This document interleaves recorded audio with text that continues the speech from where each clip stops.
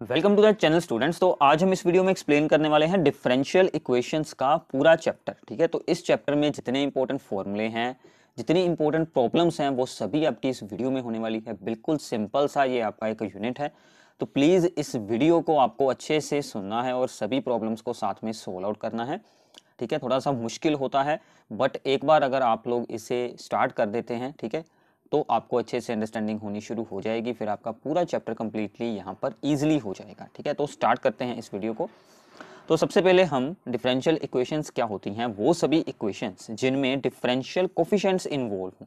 Differential coefficients क्या होते हैं, जैसे कि D Y by D X हो गया, यानी कि फर्स्ट ऑर्डर डेरिवेटिव, या फिर D square Y by D X square हो गया, या फिर इनके होल स्क्वायर, होल क्यूब, ऐसी कोई भी टर्म्स, इनको हम बोलते हैं डिफरेंशियल कोफिशिएंट्स। ये सभी हों।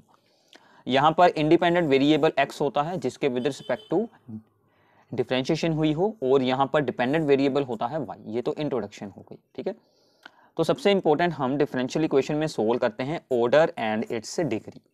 तो डिफरेंशियल इक्वेशन का ऑर्डर क्या होता है, ऑर्डर ऑफ द, हमें क्या चेक करना है, हाईएस्ट ऑर्डर डिफरेंशियल कोफिशिएंट, मतलब के डेरिवेटिव का हाईएस्ट ऑर्डर कितना है, मतलब कि वहां पर कितनी बार मैक्सिमम डेरिवेटिव सोल्व किया गया है। ठीक है, सेकंड ऑर्डर है, थर्ड ऑर्डर डेरिवेटिव है, फोर्थ ऑर्डर डेरिवेटिव है, उसके अकॉर्डिंग हमें मिल जाएगा यहाँ पर ऑर्डर। और फिर बाद में हम इसकी सोल्व कर देते हैं डिग्री। उसके लिए हमें क्या चेक करना है, जिस टर्म से हमने हाईएस्ट ऑर्डर वाली जो डिफरेंशियल कोफिशिएंट होगा उसकी हमें डिग्री चेक करनी है, मतलब उसकी ब्रैकेट के साथ ऊपर कोई रेज टू पावर अगर हो वो बन जाएगी डिग्री, अगर ना हुई तो डिग्री बन जाएगी 1। ठीक है, तो डिग्री क्या होगी, power of the highest order derivative, उसकी पावर कितनी होगी। डिग्री सिर्फ उस टाइम में सोल्व की जा सकती है अगर हमारी डिफरेंशियल इक्वेशन डिफरेंशियल कोफिशिएंट्स की टर्म में एक पोलिनोमियल है। उसका क्या मतलब है आगे एग्जांपल्स में आपको बताता हूं मैं। ठीक है, तो डिग्री एंड ऑर्डर सोल्विंग में से जरूर आप लोगों को एग्जाम में प्रॉब्लम पूछी जाएगी, तो प्लीज इस टॉपिक को अच्छे से अंडरस्टैंड कर लें। ठीक है, तो ये कुछ एग्जांपल्स हैं, इन सभी में हमें ऑर्डर एंड डिग्री सोल्व करनी है। तो सबसे पहली डिफरेंशियल इक्वेशन, डिफरेंशियल कोफिशिएंट्स हैं, ठीक है, और इनकी एक पोलिनोमियल यहाँ पर फॉर्म हुई हुई है। अब देखिए यहाँ पर है D Y by D X, यहाँ पर है D square Y by D X square, मतलब सेकेंड ऑर्डर डेरिवेटिव। तो हमने हाईएस्ट देखना था, तो हाईएस्ट कितना है, सेकेंड ऑर्डर, तो इसका मतलब कि ऑर्डर कितना आ जाएगा, सो ऑर्डर बिकम्स 2। ठीक है, अब जहां से ऑर्डर सोल्व हुआ है उसकी हमें देखनी है पावर। पावर उतर ऊपर इसकी कितनी है, ए 3, तो ये बन जाएगी इसकी डिग्री। तो ऑर्डर बन गया 2, डिग्री बन गई 3। ओके, अब तो अब ऐसे ही एक और एग्जांपल है। अब यहाँ पर है सेकंड ऑर्डर डेरिवेटिव, यहाँ पर है फर्स्ट ऑर्डर, तो मतलब ऑर्डर बन जाएगा 2। ठीक है, ऑर्डर बन गया 2। तो जहां से ऑर्डर सोल्व हुआ है उसकी हमें देखनी है पावर। इसको बिल्कुल नहीं दिखना, चाहे यहाँ पर जितनी मर्जी पावर हो, इसको देखना है, ये बन गया 2। ठीक है, और अब ये वाला case, this is very very important. अब यहाँ पर देखिए, यहाँ पर है D square Y by D X square, यहाँ पर है फर्स्ट ऑर्डर, यहाँ पर भी है फर्स्ट ऑर्डर, तो ये बन जाएगा आपका सेकेंड ऑर्डर डेरिवेटिव, तो ऑर्डर बन गया 2। अब इस प्रॉब्लम में क्या है कि हमारा differential coefficient D Y by D X sine के अंदर आ गया है। ठीक है, तो अब यहाँ पर आप लोगों ने याद रख लेना है, साइन हो, कोज हो, टेन हो, लॉग हो, या फिर ई रेज टू पावर हो, ऐसा कोई भी फंक्शन हो, साइन इनवर्स हो, कोज इनवर्स हो, अगर इन सभी फंक्शंस के अंदर हमें डिफरेंशियल कोफिशिएंट मिल जाता है और वो सोल्वेबल भी बिल्कुल नहीं है, मतलब उससे बाहर निकालकर सोल्व भी बिल्कुल नहीं हो रहा, तो इसका मतलब कि डिग्री क्या बनेगी, डिग्री इज नॉट डिफाइंड। ठीक है, डिग्री नॉट डिफाइंड, तो ये केस सबसे इंपॉर्टेंट है, इसी से ही प्रॉब्लम पूछी जाती है मोस्टली। मतलब क्या हुआ कि डिफरेंशियल कोफिशिएंट में हमारी पोलिनोमियल ये वाली बिल्कुल नहीं है, क्योंकि D Y by D X sine के अंदर आ गया है इसलिए। ठीक है, ऐसे ही अगली प्रॉब्लम को देखते हैं। अब यहाँ पर है D cube Y by D X cube, मतलब थर्ड ऑर्डर डेरिवेटिव, और यहाँ पर है फर्स्ट ऑर्डर डेरिवेटिव। तो ऑर्डर तो यहाँ से आ जाएगा 3, बट अब डिग्री से पहले हमें क्या करना होता है कि अगर यहाँ पर कोई भी, यहाँ पर ऐसी पावर्स हैं, ठीक है, तो इन पावर्स को हमें सोल्व कर कर सिंपल होल नंबर्स में चेंज करना होता है। यहाँ पर है पावर 2/3, ठीक है, तो इस पावर को हमें सिंप्लीफाई करना होगा। अगर हो सकती है, मान लीजिए स्क्वायर रूट है तो हम स्क्वायरिंग कर कर उसे सोल्व कर देते हैं। अब यहाँ पर पावर है 2/3, तो हमें इस पावर को हटाने के लिए क्या करना होगा, take cube on both sides. तो ऐसी सभी जो होंगी, ठीक है, पावर्स, उन सभी को पहले इक्वेशन से सोल्व आउट कर दें, बाद में ऑर्डर और डिग्री निकालें। ऑर्डर तो सेम रहेगा, डिग्री चेंज हो जाएगी। तो हम इसको करेंगे अब क्यूब ऑन बोथ साइड्स, तो क्या बन जाएगा ये 1 + 3 dy/dx, और इसका किया क्यूब तो ये रह गया स्क्वायर, और 4 का भी क्यूब हो गया, और ये बन गया d³ y/dx क्यूब का होल क्यूब। अब यहाँ से हमें क्या इंफॉर्मेशन है मिल रही, दैट इज यहाँ से आ गया है इसका क्यूब, ठीक है। तो क्यूब मतलब इसका ऑर्डर कितना हो गया, ये 3 हो गया, ठीक है। तो इसकी ऊपर कितनी पावर है, दैट इज आल्सो 3, तो इसकी डिग्री भी कितनी हो गई, 3 हो गई, ठीक है। तो ऐसे आपको इसको सोल्व करना है। एक और एग्जांपल है, अब मैंने आपको कहा था कि log के अंदर dy/dx आ गया, तो dy/dx, ठीक है, उसके अंदर आ गया तो डिग्री नॉट डिफाइंड, बट अगर वो सोल्व हो गया तो डिग्री सोल्व हो सकती है। तो यहाँ पर क्या होगा कि log हम दूसरी साइड पर यूज कर सकते हैं। log गया दूसरी साइड पर, तो ये बन गया dy/dx की पावर 1/2, log उधर जाकर क्या बनेगा, e⁻³ 3x+4y, मतलब एंटी लॉग बन गया। अब इसे रूट को हटाने के लिए हम इसकी स्क्वायरिंग कर देते हैं।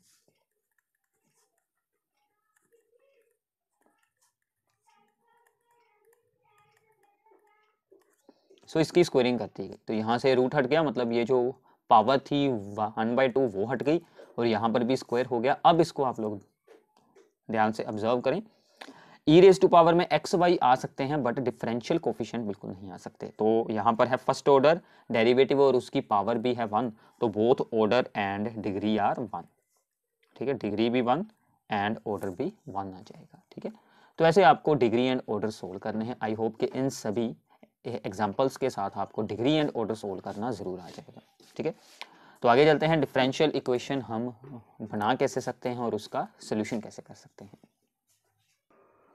सो नाउ इसके बाद है हमारे पास कि हर एक डिफरेंशियल इक्वेशन का एक सोल्यूशन होता है, ठीक है, जो कि कुछ यहाँ पर ऐसी फॉर्म में हमें यहाँ पर देखने को मिल जाता है, y = a cos x + b sin x। ये किसी डिफरेंशियल इक्वेशन का सोल्यूशन है, और ये हमें यहाँ पर इसकी डिफरेंशियल इक्वेशन है जो वो दी गई। मतलब इस डिफरेंशियल इक्वेशन को अगर सोल्व करेंगे तो ये आंसर आएगा, अगर हम इससे डिफरेंशियल इक्वेशन बनाएंगे तो ये आंसर आएगा, ठीक है।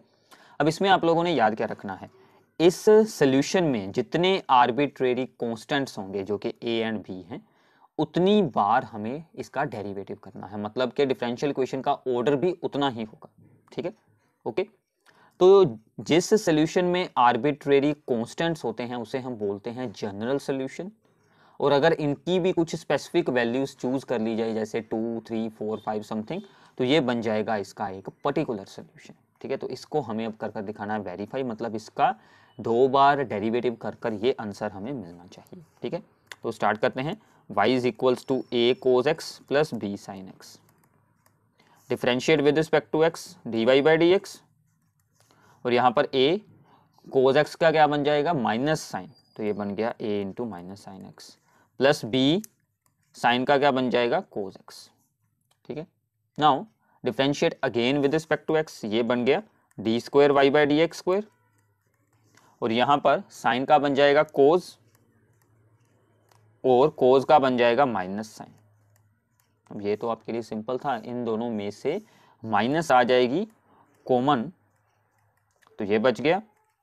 अब ये क्या वैल्यू है, this is equals to the y, तो हम यहाँ पर यूज कर लेते हैं y, so this becomes the -y, y इस तरफ यूज कर लें, so this becomes d² y/dx² plus y is equals to 0।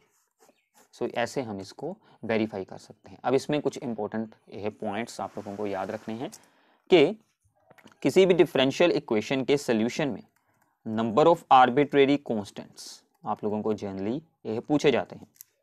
Number of arbitrary constants इन, एक है जनरल सोल्यूशन, ठीक है, जनरल सोल्यूशन में कितने होंगे, is equals to order of differential equation, जितना उस डिफरेंशियल इक्वेशन का ऑर्डर है। मान लीजिए आपको दिया गया है 4th ऑर्डर डिफरेंशियल इक्वेशन, तो वहां पर कितने आ जाएंगे आर्बिट्रेरी कांस्टेंट, 4 आ जाएंगे, सेकंड ऑर्डर होगी तो 2 आ जाएंगे, जितने भी यहाँ पर ऑर्डर दिया होगा।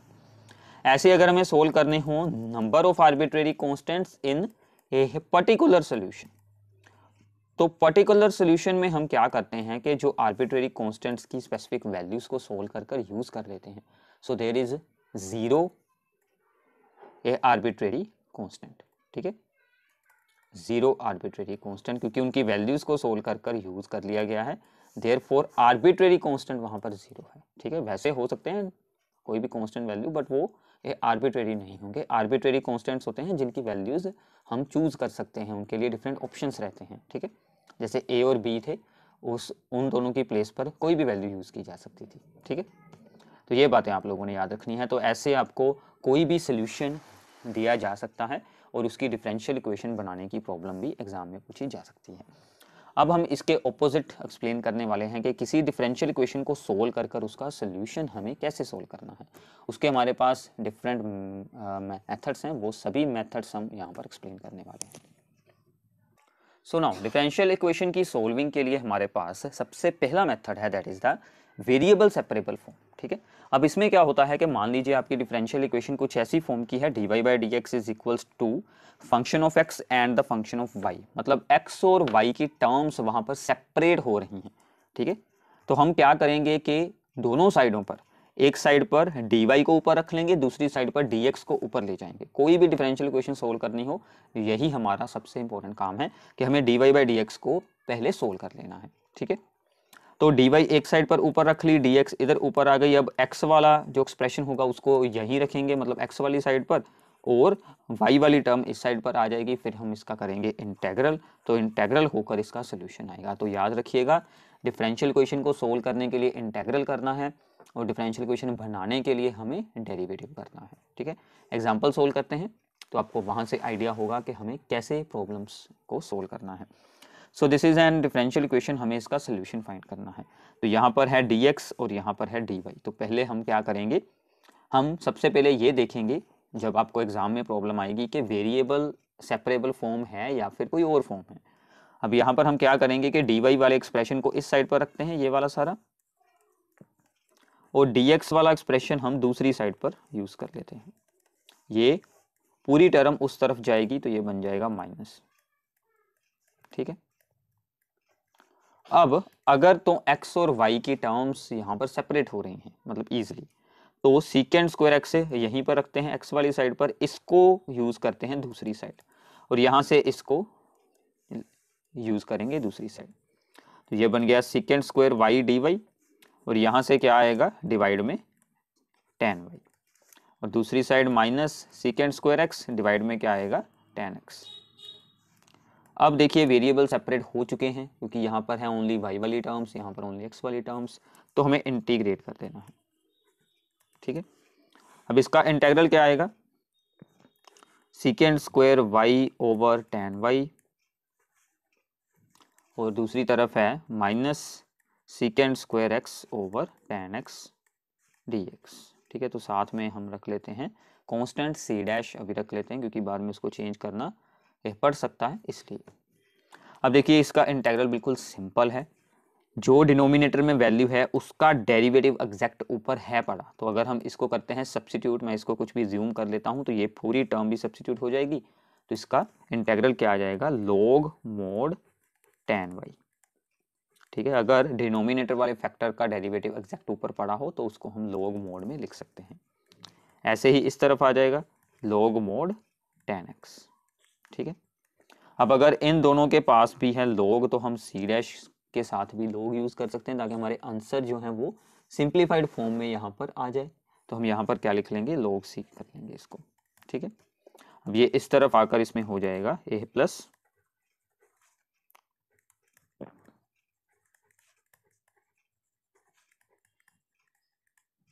और ये बच गया log c। Now log m plus log n, तो ये दोनों एक दूसरे के साथ हो जाएंगे मल्टीप्लाई, ठीक है। इन दोनों की हम कर देते हैं multiply, log tan y into log tan x is equals to log of c, log के साथ हो जाएगा log सोल आउट, तो this becomes tan y into tan x is equals to c, ठीक है। तो ऐसे आप लोग इस आंसर को सिंपली सोल्व कर सकते हैं, ठीक है। तो यहाँ पर वैसे आप लोग प्लस माइनस c भी लिख सकते हैं, तो मैं इसे c1 लिख लेता हूँ, where c1 is plus minus c, क्योंकि हमने यहाँ से मॉडुलस को हटाया है इसलिए, ठीक है। तो ये आपका फाइनल आंसर बन जाएगा। ओके, तो ये थी वेरिएबल सेपरेबल फॉर्म। इसकी कुछ और प्रॉब्लम्स करते हैं। सो नाउ इसके बाद है इसकी एक सेकंड प्रॉब्लम। इसमें भी वेरिएबल हम सबसे पहले सेपरेट कर हैं देखते। और इसमें क्या है कि हमें साथ में ये एक दी गई है condition, given that y is 0 when x is equal to 0। ये जो अंदर ऐसे ब्रैकेट में वैल्यू दी गई होती है, this is the value of x।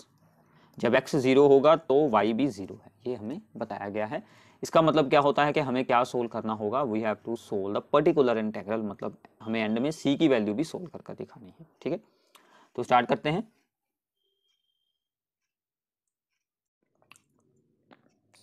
So now इसमें भी हमें वेरिएबल स्कोप करना है सेपरेट। तो हम क्या करेंगे, dy को इस तरफ रखेंगे और यहाँ से y वाली टर्म आ जाएगी, इधर होकर डिवाइड हो जाएगी।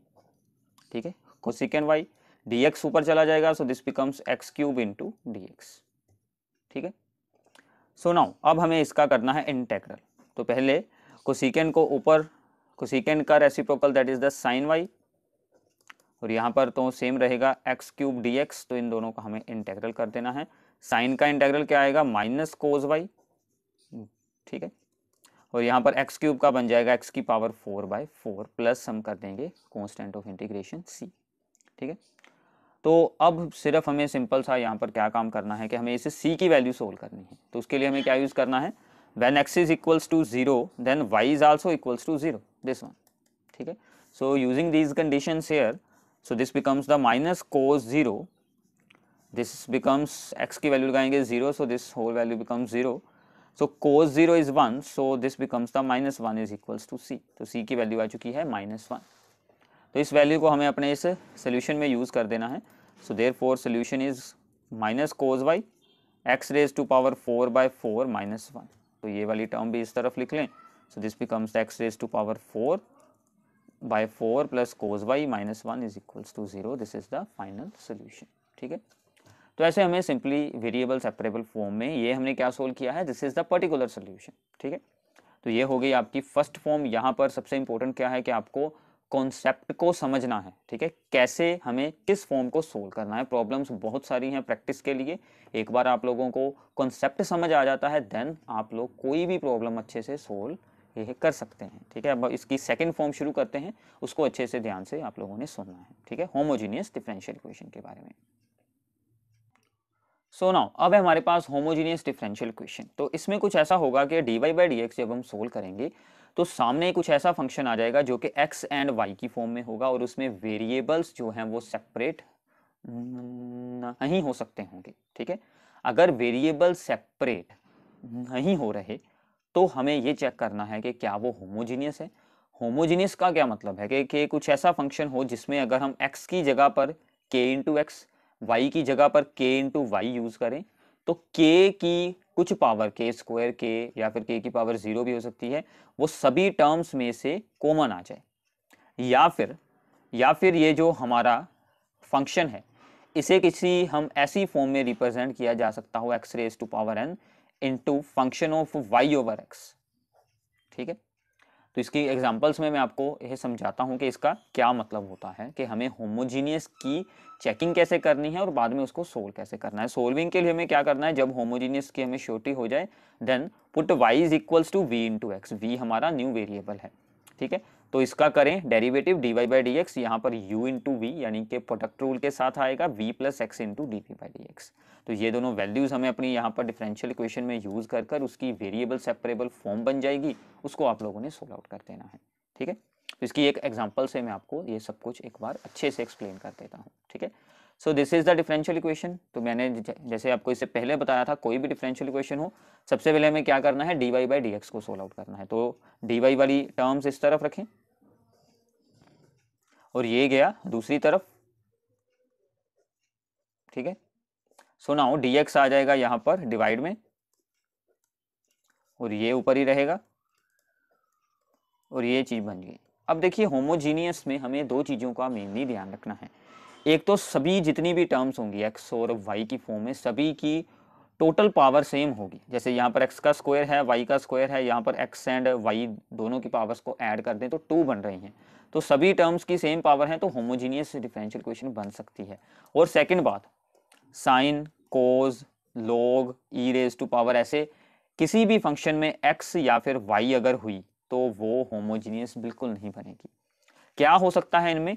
इनमें कुछ ऐसी टर्म्स हो सकती हैं जैसे कि साइन के अंदर हो y बाय एक्स या फिर x बाय वाई, ठीक है, सिर्फ यही टर्म्स हो सकती हैं, फिर वो शायद होमोजीनियस हो, उससे भी कोई श्योरिटी नहीं है, वो हम आगे जाकर देखेंगे सोल्व कर, ठीक है।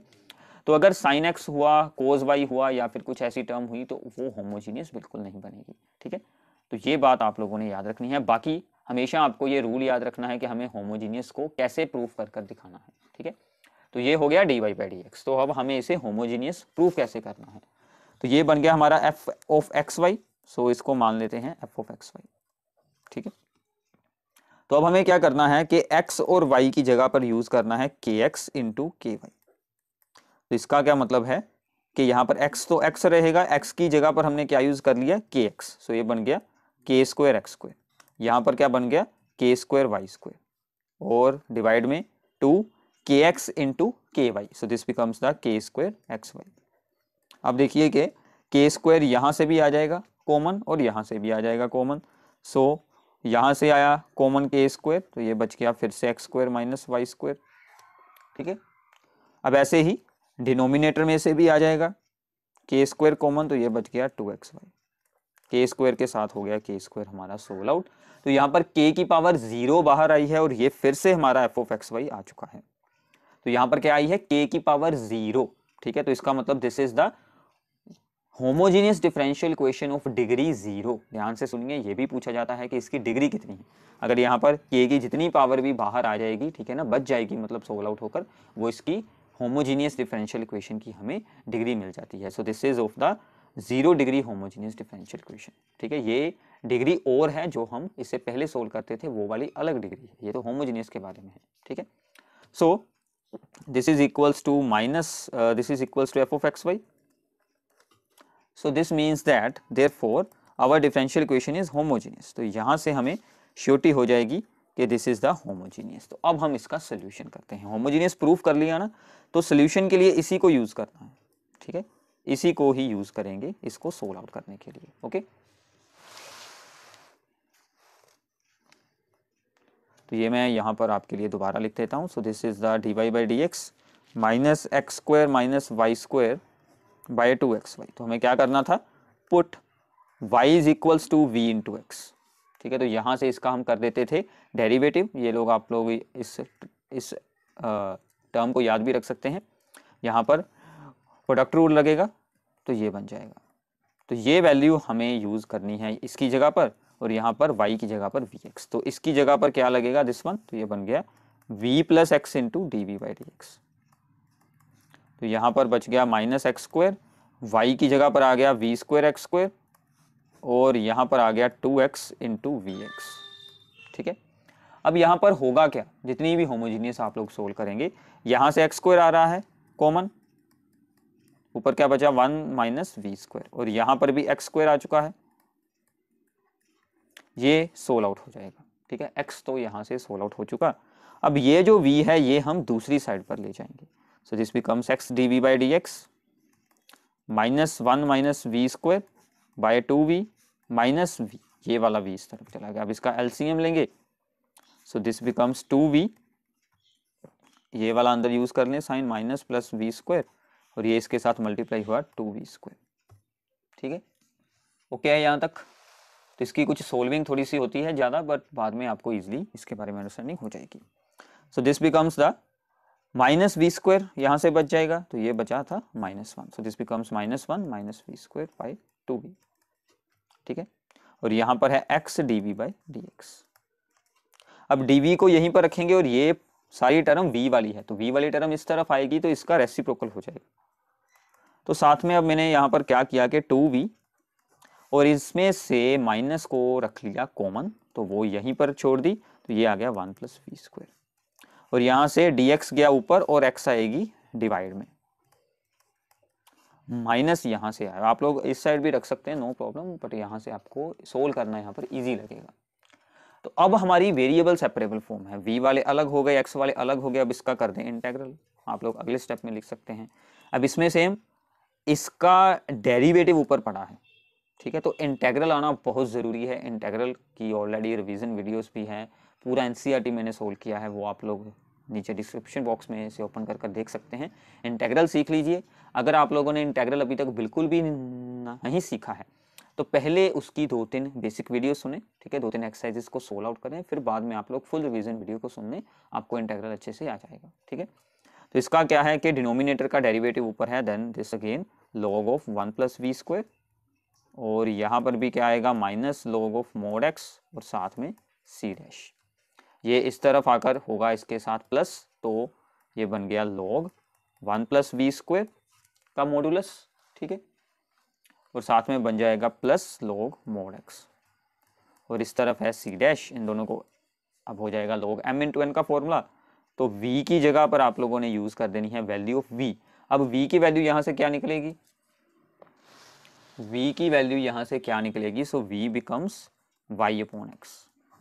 ठीक है। तो ये हमें यूज आउट यहाँ पर है करनी वैल्यू v की जगह पर। ठीक है। So this becomes 1 + y² / x² into आ जाएगा यहाँ से x, और दूसरी तरफ आप लोग इसे भी log c लिखते हैं। अगले स्टेप में log के साथ log सोल्व कर दें, इसको अंदर आप लोग यह सिंप्लीफाई करते हैं तो आपका इजीली सोल्व आउट हो जाएगा। ठीक है। इतना को आप लोग सिंप्लीफिकेशन खुद कर सकते हैं।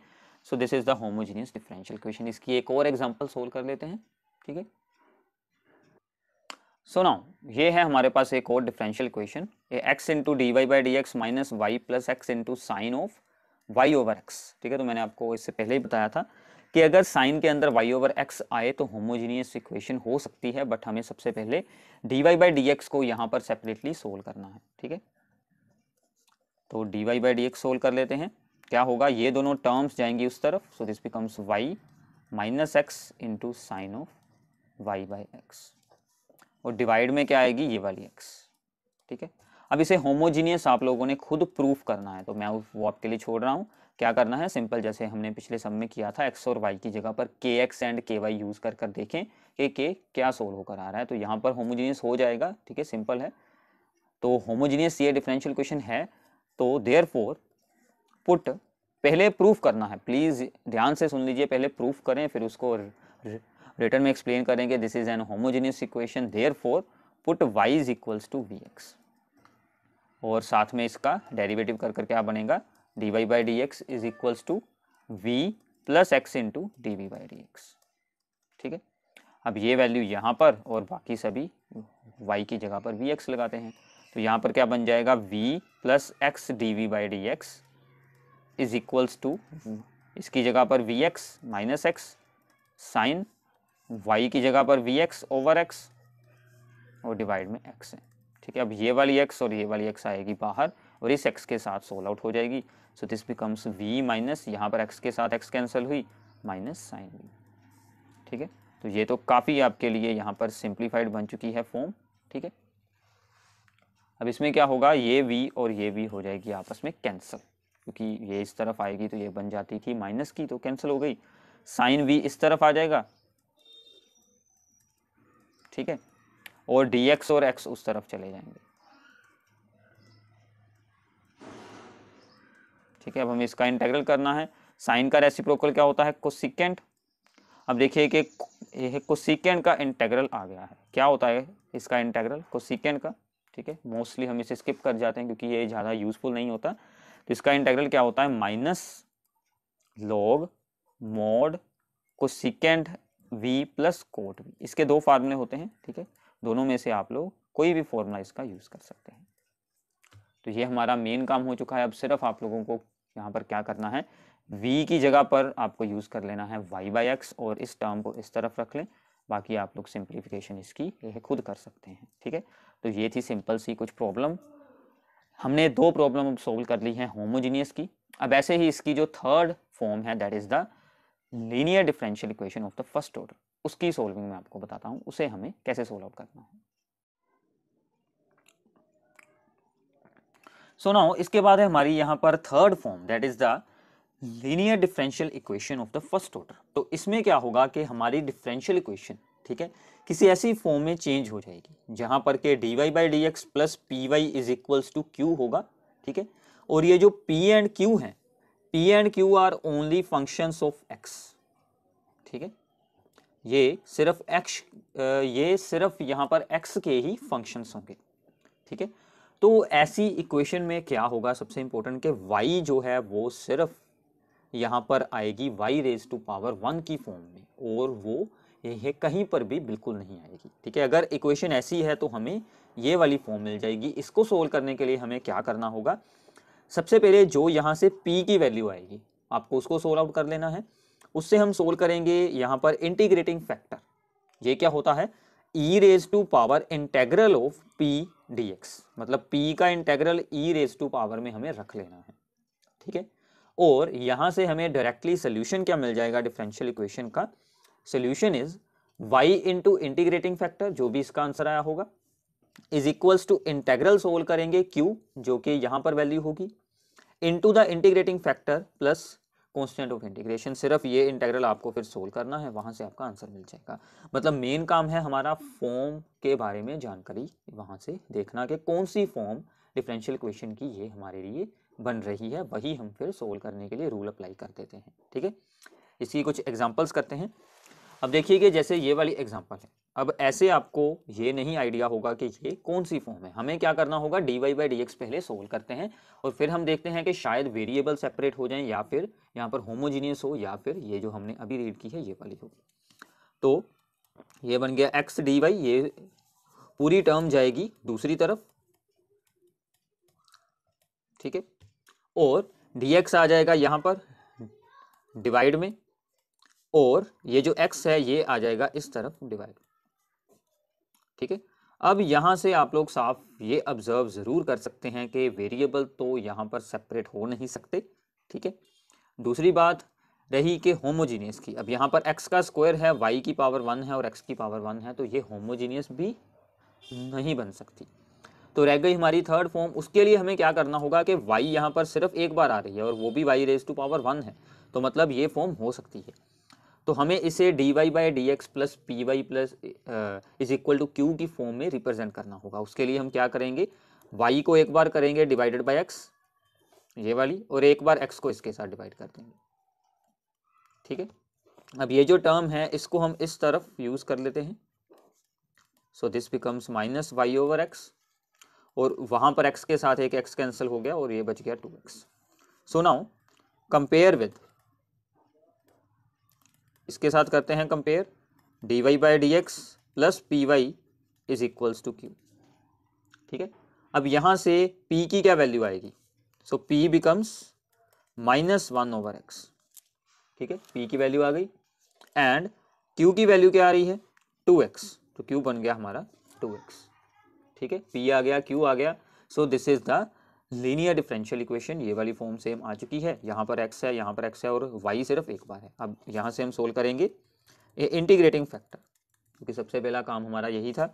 इसका फॉर्मूला क्या था, e raise to power integral of p dx, ठीक है। So e raise to power integral of minus 1 over x, ठीक है। सो नाउ 1 ओवर एक्स का इंटेग्रल क्या होता है, log mod x, ठीक है। अब यहां से आप लोगों ने हमेशा यही ध्यान रखना है कि अगर यहां पर आ जाए log, तो उसके आगे जो भी हो उसको हम जो उसके अंदर है उसकी रेज टू पावर में यूज कर लेंगे, ताकि e के साथ हमारा log सोल्व आउट हो जाए। तो ये क्या बन जाएगा, यहाँ पर e raise to power log x raise to power बन जाएगी -1, तो e के साथ log सोल्व हो गया, तो हमारा आंसर क्या आ जाएगा, x की पावर -1। तो ये आपका यहाँ पर इंटीग्रेटिंग फैक्टर सोल्व हो चुका है, x रेज टू पावर -1, ठीक है। इसको हम आगे यूज करते हैं, ठीक है, सिंपल है यहाँ तक। और q की वैल्यू क्या है हमारी 2x। So now solution is, solution का फॉर्मूला क्या था, सिंपल था फॉर्मूला कि y into integrating factor is equals to q into integrating factor dx plus c। Integrating factor की वैल्यू हमने अभी सोल्व की, x raise to power -1, q की वैल्यू क्या है 2x, और इंटीग्रेटिंग फैक्टर की वैल्यू है -x की पावर -1 प्लस c। अब ये तो रह गया y ओवर x, और यहाँ पर 2 आ गया बाहर, अंदर x के साथ x हो गया सोल्व आउट, क्योंकि ये आ जाएगा 1 ओवर x, तो dx बच गया ओनली। तो इसका इंटेग्रल कर दें, dx का इंटेग्रल बन गया x प्लस c, और ये x इस साइड पर जाकर मल्टीप्लाई भी आप लोग है करवा सकते, तो ये आपके पास बन जाएगा फाइनल आंसर, ठीक है। तो ऐसे आपको इस प्रॉब्लम को सोल्व आउट करना है, बिल्कुल सिंपल सी इक्वेशन थी ये। सो नाउ ऐसे ही अब यहाँ पर हम एक और एग्जांपल को सोल्व कर देखते हैं। अब इसमें क्या है कि x into d Y by D x plus y minus x plus x into y into cot x is equals to 0।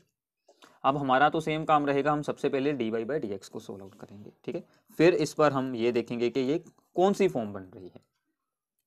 तो ये सारी की सारी टर्म्स जाएंगी दूसरी तरफ, minus y plus x into y cot x, और डिवाइड में आ जाएगा ये वाला x, ठीक है। अब यहाँ पर क्या है कि इसकी रेज टू पावर है 1, इसकी भी 1, और यहाँ पर आ गया कोट एक्स। ये मैंने आपको इससे पहले बताया था कि अगर cot x sine x cos x आ गया तो ये होमोजीनियस तो हो नहीं सकती, ठीक है। वेरिएबल भी यहाँ पर सेपरेट नहीं किए जा सकते। अब यहाँ पर y भी 2 बार आ गई है, बट हम y वाली टर्म से y को कॉमन रख सकते हैं, तो हम यही वाली फॉर्म बनाने की यहाँ पर कोशिश करेंगे। उसके लिए हमने क्या किया कि y इन दोनों टर्म्स में से आ जाएगी कॉमन, तो यहाँ पर बचा 1 और यहाँ पर बच गया plus x into cot x, और x को एक बार डिवाइड इसके साथ रख लें और दूसरा यही बचना था, एक बार आ जाएगा यहाँ पर plus x by x, okay है। सो नाउ अब ये जो y वाली पूरी टर्म है इसको हम इस साइड पर रख लेते हैं। So this becomes d Y by D x plus ये x अंदर इसके साथ हो जाएगी डिवाइड 1 अपॉन एक्स, इसके साथ होगी x के साथ x कैंसिल कोट x, इसके साथ है y, और दूसरी तरफ x के साथ x कैंसिल, ये बच गया 1। तो ये आपकी फिर से सेम फॉर्म बन चुकी है, क्योंकि ये बन गया D Y by D x plus p y is equals to q. अब यहाँ पर p की वैल्यू ये वाली पूरी हो गई और ये हो गई q की वैल्यू, ठीक है। तो अब हमारी यहाँ पर p की वैल्यू क्या है 1 over x plus cot x, okay. So now p की वैल्यू आ चुकी थी हमारी 1 over x plus cot x, और q की वैल्यू है हमारी 1। So now solve the integrating factor e raise to power integral of p dx। So e raise to power integral of 1 plus x into cot x, ठीक है। So now 1 over x का integral log mode x, ठीक है, plus cot x का integral log mod sine x. तो ये formulas को जरूर याद रखें, इसके बगैर बिल्कुल नहीं होगा काम। तो log m plus log n वो क्या बनेगा log m इंटू n, मतलब दो log अलग अलग होते हैं प्लस, तो वो बाद में हो जाती हैं मल्टीप्लाई होकर एक log बन जाता है। अब e रेज टू पावर है log, वो दोनों हो जाएंगे सोल्व आउट, तो ये बच गया x इंटू साइन एक्स। तो इंटीग्रेटिंग फैक्टर का आंसर क्या मिल चुका है x into sine x. So therefore solution लिखते हैं। सोल्यूशन क्या बनेगा y into integrating factor is equals to integral में q into integrating factor dx plus c, ठीक है। So now y into integrating factor that is x into sine x, और अब q की वैल्यू क्या थी ओनली 1, और साथ में था इंटीग्रेटिंग फैक्टर, सो 1 into x into sine x, ये बच जाएगा। अब हमें इस इंटेग्रल को सोल्व करना है। तो यहाँ पर अगर आप लोगों ने इंटेग्रल को अच्छे से किया हुआ है तो आपको अच्छे से आता होगा। यहाँ पर इंटीग्रेशन बाय लगाएंगे पार्ट्स, तो ये बनेगा हमारा first function. So this is our second function, क्योंकि x है इसको हम अज्यूम करेंगे फर्स्ट फंक्शन। तो ये साइड एज इट इज रखते हैं, ठीक है।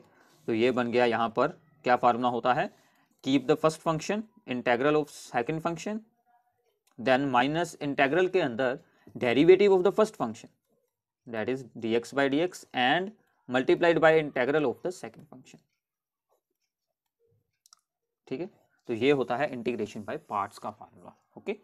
First function integral of second function, integral के अंदर derivative of the first function and integral of the second function. So now sine का इंटेग्रल माइनस कोस, ठीक है, dx by dx that is 1, और साइन का इंटेग्रल बन गया minus cos, तो माइनस माइनस बन गई प्लस, ठीक है।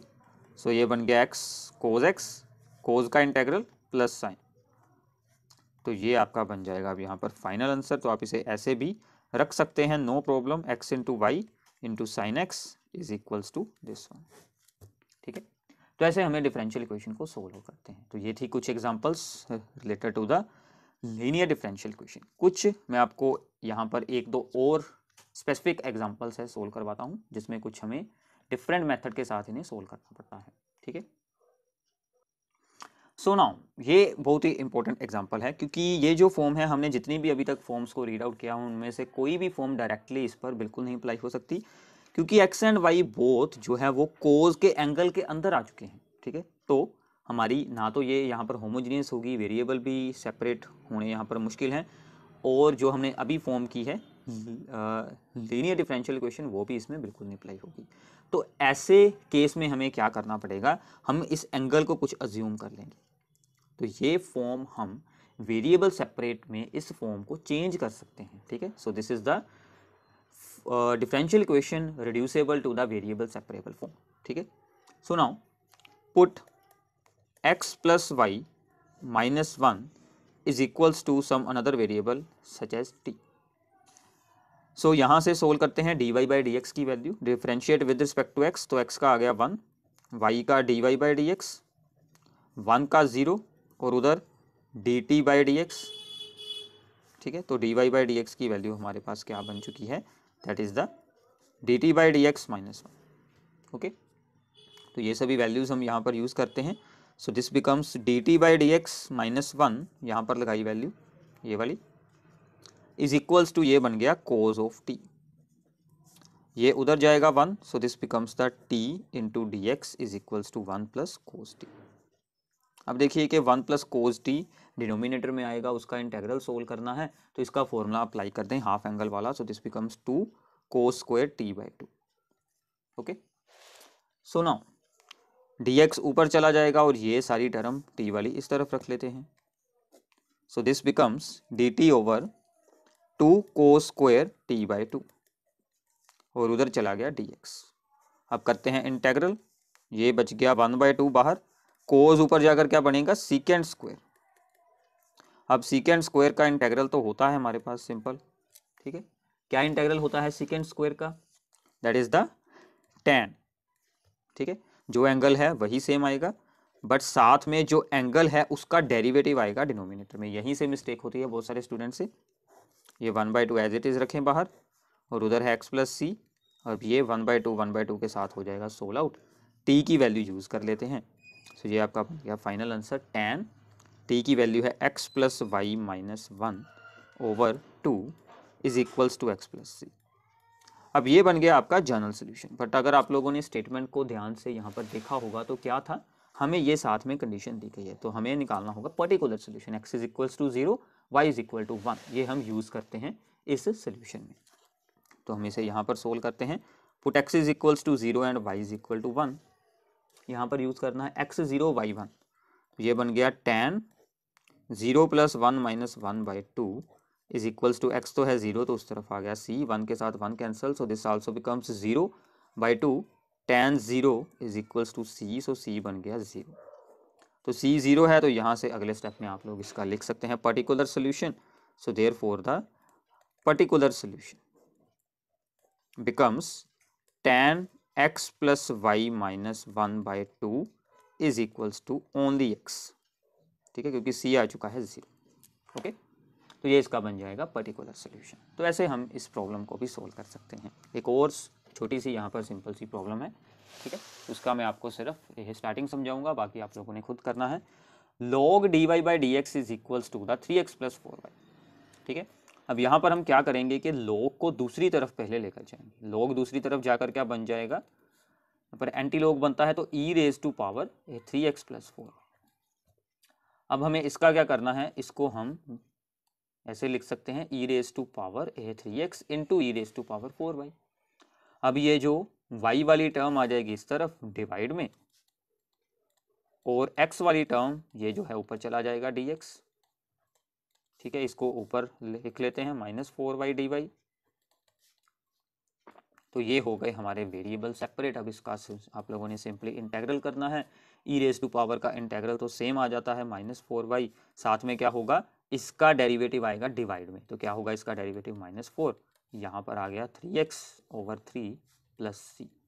तो ये इसका जनरल सोल्यूशन है। अब आपको इसका एक पर्टिकुलर सोल्यूशन जो है वो खुद सोल्व करना होगा। तो x 0 y भी 0 यूज़ कर ये x की वैल्यू है, ये y की वैल्यू है, ये दोनों यूज़ कर c की वैल्यू निकाल कर यहाँ पर यूज़ कर लें। तो आपका ये सिंपली सोल्व हो जाएगा।